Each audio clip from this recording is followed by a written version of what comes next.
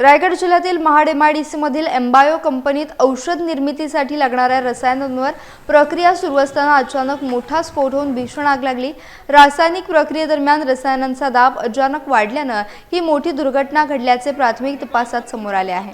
घटनेची माहिती मिळताच कंपनीच्या अंतर्गत अग्निशमन दलाने तातडीने धाव घेत मोठ्या शर्थीने आगीवर नियंत्रण मिळवले। सुदैवाने आगीत कोणतीही जीवितहानी झालेली नाही किंवा कोणताही कर्मचारी जखमी झाल्याची नोंद नाही। मात्र या कंपनीत गेल्या एकाच महिन्यात दुसऱ्यांदा अशी आगीची घटना घडल्यामुळे परिसरात ग्रामस्थांमध्ये आता प्रचंड भीतीचे वातावरण निर्माण झाले आहे। स्थानिकांनी कंपनी प्रशासनाच्या बेजबाबदार कारभारावर तीव्र संताप व्यक्त केला असून सुरक्षेबाबत गंभीर प्रश्नचिन्ह उपस्थित केले आहे। महाड MIDC पोलीस आणि अग्निशमन दलाचे जवान घटनास्थळी दाखल झाले। परिस्थिती पूर्णपणे नियंत्रणात आणली गेली। सुरक्षेच्या पार्श्वभूमीवर संपूर्ण परिसरात अधिक खबरदारी घेण्याच्या सूचना प्रशासनाकडून देण्यात आल्या आहेत।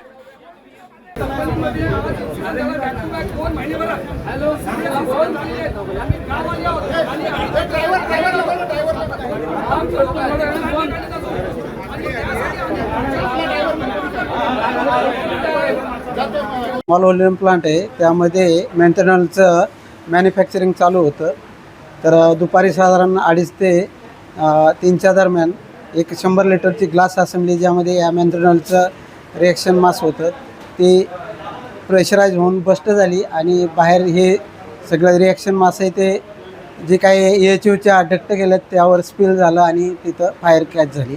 तर फायर कॅच झाल्यानंतर आम्ही इमिजिएट इमर्जन्सी सायरन रेज केला आणि लोकांना कल्पना दिली। त्यावेळेस आमचे इंटरनल फायर फायटर तिथं सगळे आमच्या इन्स्ट्रक्शननुसार आले आणि साधारण 10 मिनटामध्ये AFFF फोमचा वापर करून आणि त्याचं ब्लँकेटिंग करून त्या फायरवर 10 मिनटाच्या आत ती आटोक्यात आणली। यामध्ये कुठलीही काही इंजुरी वगैरे किंवा काही झालेली नाही आहे कोणाला।